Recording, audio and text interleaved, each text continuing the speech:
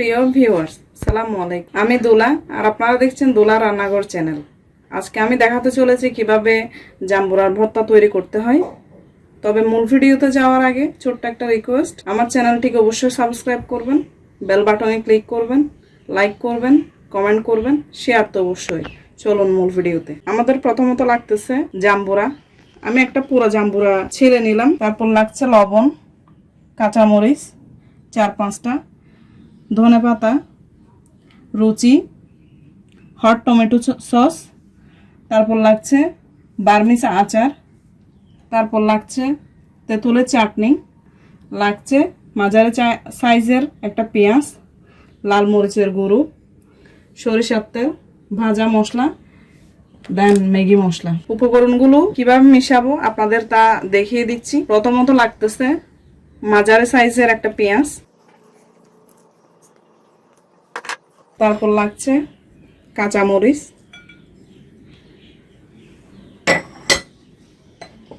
তারপর লাগছে ধনেপাতা কুচি,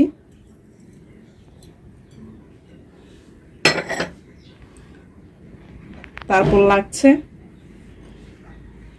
তেঁতুলের চাটনি,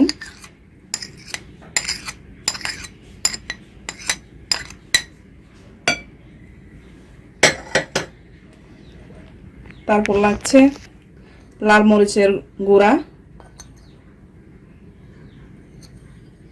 3 চা চামচ, তারপর লাগছে ভাজা মশলা, এখানে 3 টেবিল চামচের মতো আছে,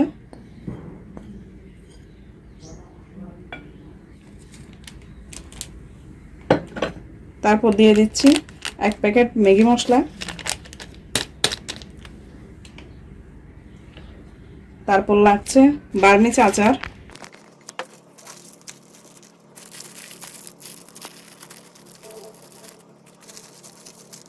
তিন প্যাকেট দিয়ে দিলাম, তারপর দিয়ে দিচ্ছি রুচি হট টমেটো সস,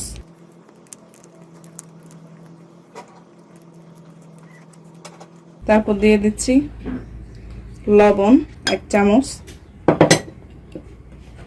তারপর দিয়ে দিচ্ছি সরিষার তেল 2 টেবিল চামচ। এবার আমরা ভালোভাবে মিশিয়ে নেব।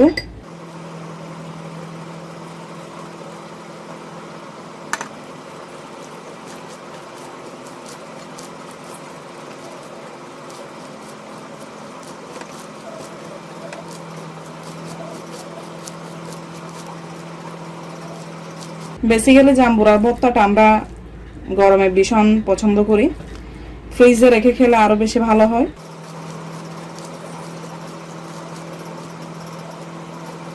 মাখানো শেষ হয়েছে, এবার আমরা ফ্রিজে আধা ঘন্টার জন্য রেখে দিব। তৈরি হয়ে গেল আমাদের মজাদার জাম্বুরার ভর্তা। আমার ভিডিওটি ভালো লাগলে অবশ্যই লাইক করবেন, কমেন্ট করবেন, শেয়ার করবেন, সাবস্ক্রাইব করতে ভুলবেন না। বাসায় অবশ্যই ট্রাই করবেন। আসসালামু আলাইকুম।